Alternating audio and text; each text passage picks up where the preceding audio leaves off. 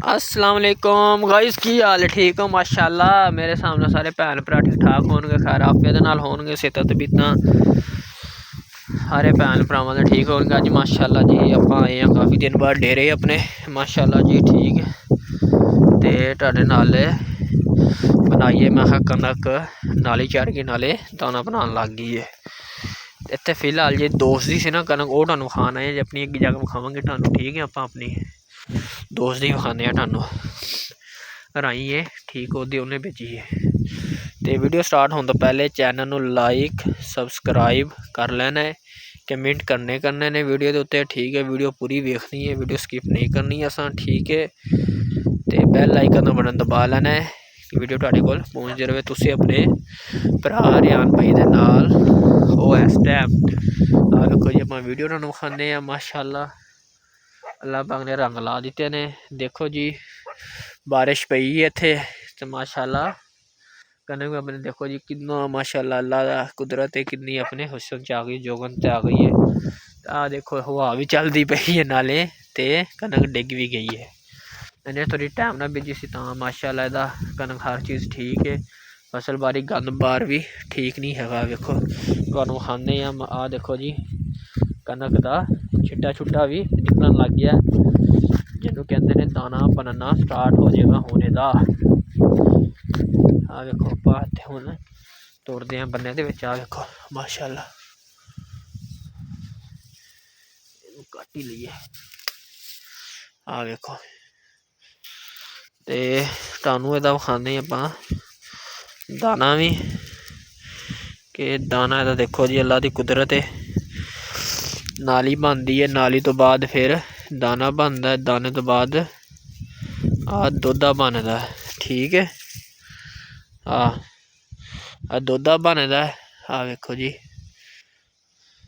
ये दुद्धा बनता, दुद्ध तो फिर अल्लाह पाक इनू दाने नूं पकांदा है, इहदे दुद्ध पांदा है, पकदा दाना, फिर जाकर काश करी दी फिर साढ़े घर होंदी है सारी जिन्नी अवाम फिर माशाल्लाह ये कनक खांदी है रोटी।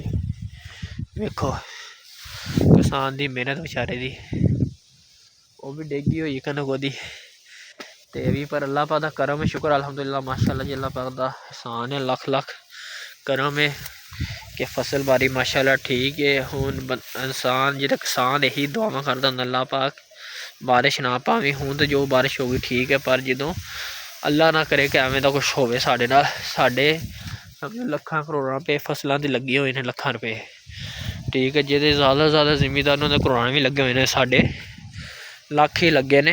तो वह वेखो ये बाहर पे ने पत्थर पे हुए हैं साढ़े, जिद्दां हुण पिछले साल में गरा भी पै गया सी, ये वो ओहदे नाल फसलां तबाह हो जांदी है।